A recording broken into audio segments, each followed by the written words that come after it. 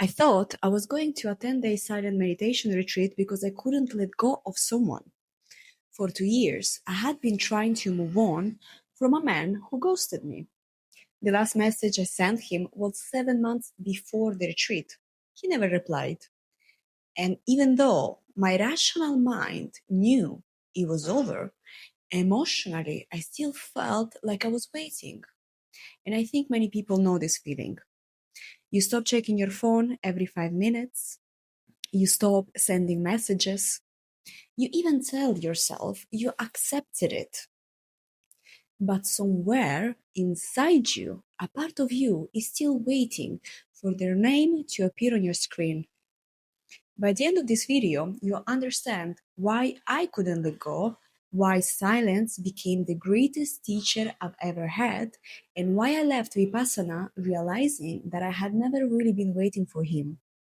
When I signed up for Vipassana, my goal was simple. I wanted peace. I wanted to stop thinking about him. I wanted my mind back. If you've ever been attached to someone emotionally unavailable, you probably know what I'm talking about. You replay conversations, you wonder if you said the wrong thing, you imagine different endings. You create stories about why they left. And even when life moves on, part of you doesn't. I had spent years studying trauma, attachment theory, psychology, the nervous system. I understood my patterns intellectually. But understanding something doesn't always change it. Sometimes your body is holding on to something your mind has already accepted. That's where I found myself. I wasn't looking for enlightenment. I was looking for freedom. What I didn't realize was that freedom wouldn't come from finding the right answer. It would come from finally stopping running away from the experience itself. So the first 3 days of Vipassana aren't actually Vipassana. You simply observe your breath. Hour after hour, you focus on the tiny area beneath your nose. That's it. No distractions, no phone, no books, no music, no eye contact. Just you and your mind. People imagine silence is peaceful. For me, silence amplified everything. Every thought became louder. Every emotion became louder. Every unfinished chapter of my life suddenly wanted my attention. And then something happened that completely hijacked my practice. So during one of the introductory moments, when men and women were briefly together, I saw someone who looked incredibly similar to the man I was trying to let go of. Instantly, my mind came alive. Maybe this means something. Maybe this is why I'm here. Maybe this is the person I was supposed to meet. Within minutes, I had imagined an entire future. I thought about speaking to him at the end of the retreat. I wondered what our conversation would look like. I wondered if this was some kind of sign. Looking back now, I don't think the important part was whether he resembled the guy I was trying to let go of. The important part was how quickly my mind created a story, how desperately I wanted hope, how quickly it tried to escape the present by imagining a different future. And for 3 days, I couldn't meditate, not because of him, but because I was watching my attachment pattern unfold in real time. Then, on the fourth day, he left. He couldn't continue the retreat. And suddenly, I found myself reliving something painfully familiar. Someone appears, I attach, and they disappear. The pattern repeated itself almost perfectly, only this time I couldn't distract myself from it. On the fourth day, we finally began practicing Vipassana. And instead of observing the breath, we started slowly scanning the body, noticing sensations without trying to change them. The instruction was surprisingly simple: observe, don't crave, don't resist, just observe. During the first hour, while I was doing the body scans, I became aware of my heartbeat.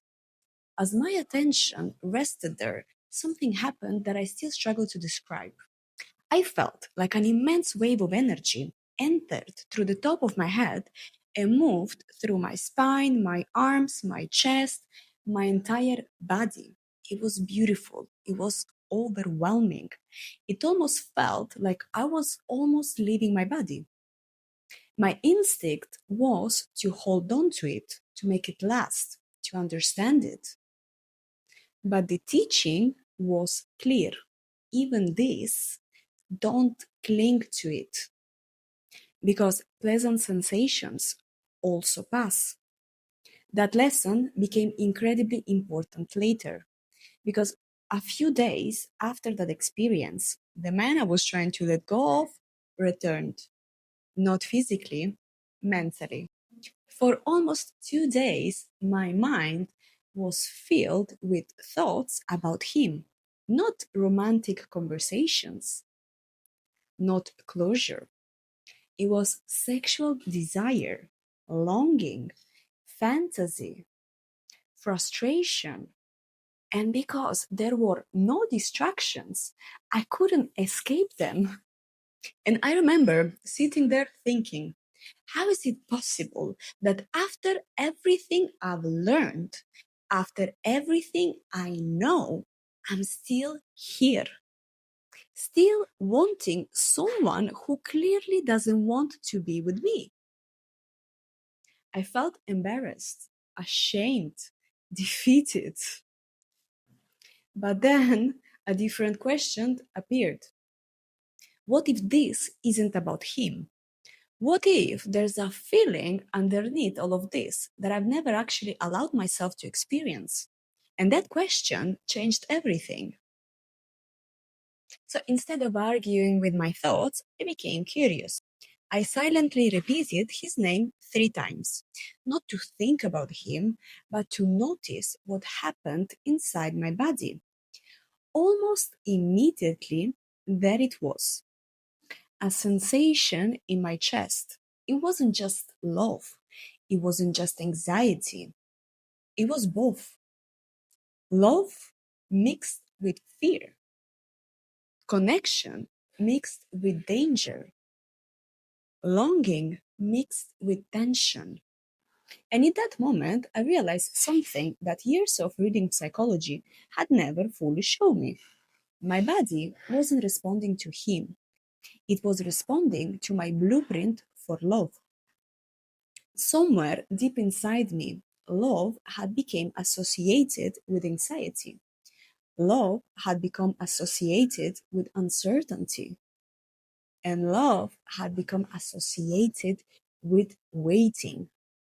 And then another realization emerged, one that completely broke my heart. I wasn't only waiting for him, I had learned to wait long before I ever met him. When I was very young, my father abandoned our family. My mother waited for him to come back. She hoped he would choose us again. As a child, I watched that hope. I watched that waiting. And then something even more devastating happened. My mother disappeared too. For months, nobody knew where she was. And eventually, we discovered she had been murdered. And looking back now, I can see how profoundly those experiences shaped my nervous system. The people I loved disappeared. The adults around me waited. Without realizing it, I learned that love meant uncertainty. Love meant absence. Love meant waiting.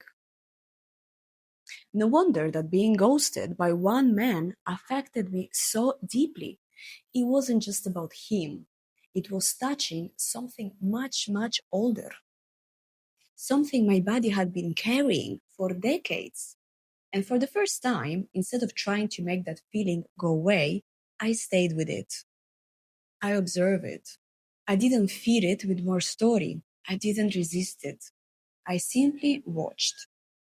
And slowly, the sensation changed. The anxiety softened. The craving faded.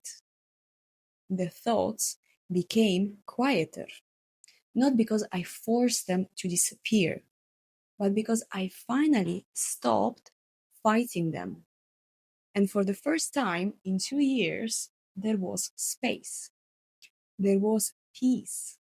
Not because I had forgotten him, but because I had experienced something my nervous system never had learned before. That a feeling can be fully felt without having to act on it. And that changed everything. So after the attachment to him softened, I thought my work was done. I was wrong, because when one layer dissolved, another one appeared. This time, it wasn't about someone who had hurt me. It was about someone I had hurt, my ex. For years, I had carried guilt about the way our relationship ended. Back then, I didn't know how to love in a healthy way. I was emotionally unavailable. I was disconnected from myself. I was surviving. And when we are surviving, we often hurt people without meaning to.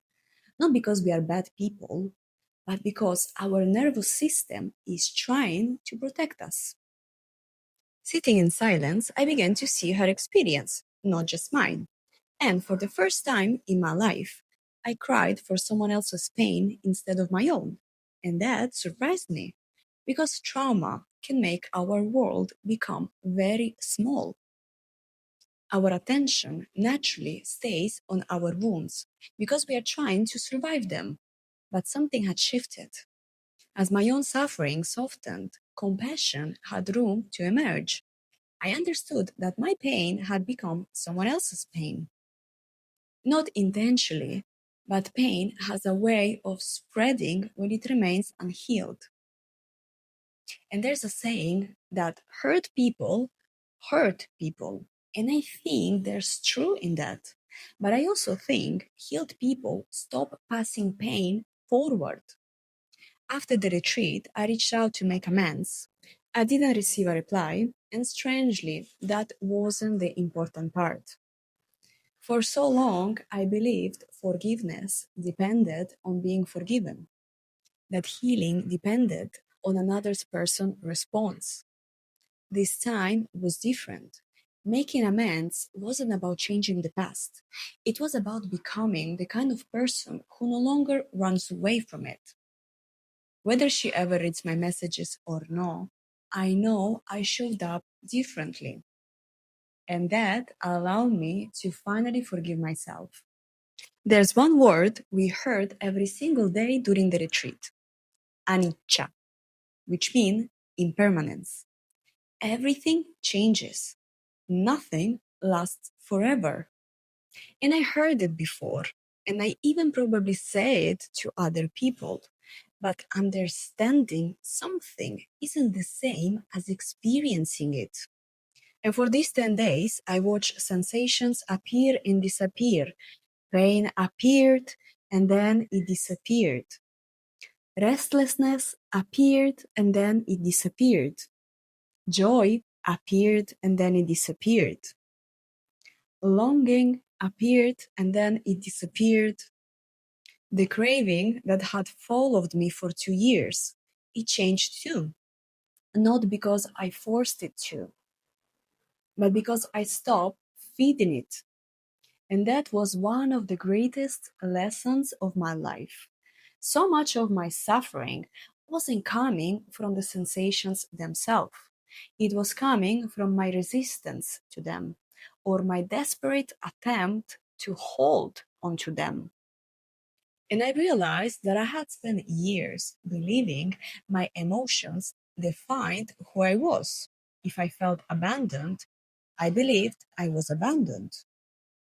If I felt rejected, I believed I wasn't enough. If I felt anxious, I believed something must be wrong. Vipassana showed me something different.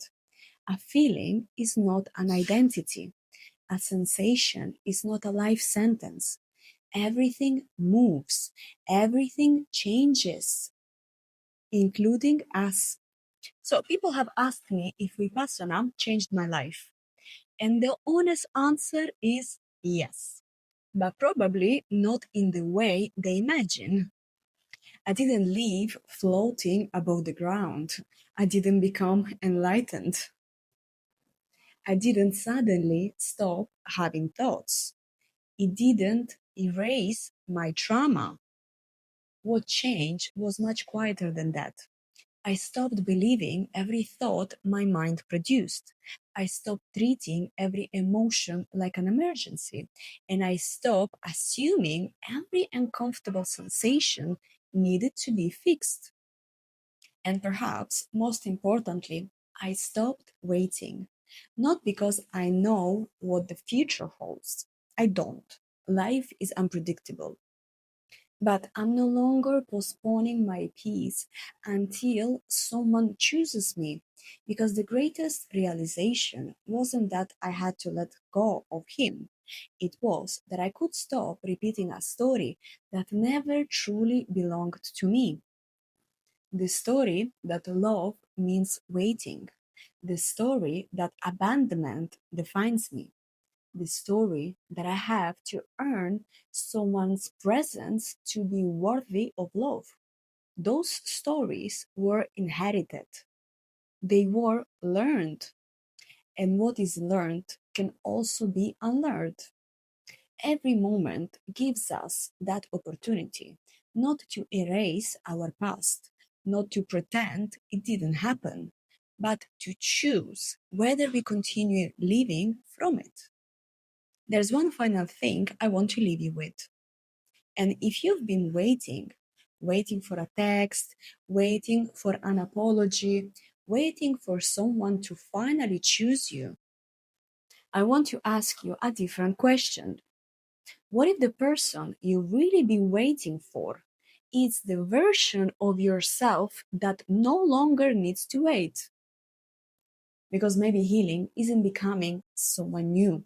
Maybe healing is simply remembering that this moment, this breath, this choice, it's already enough to begin again. And that's the beauty of Anicca. Everything changes, even you.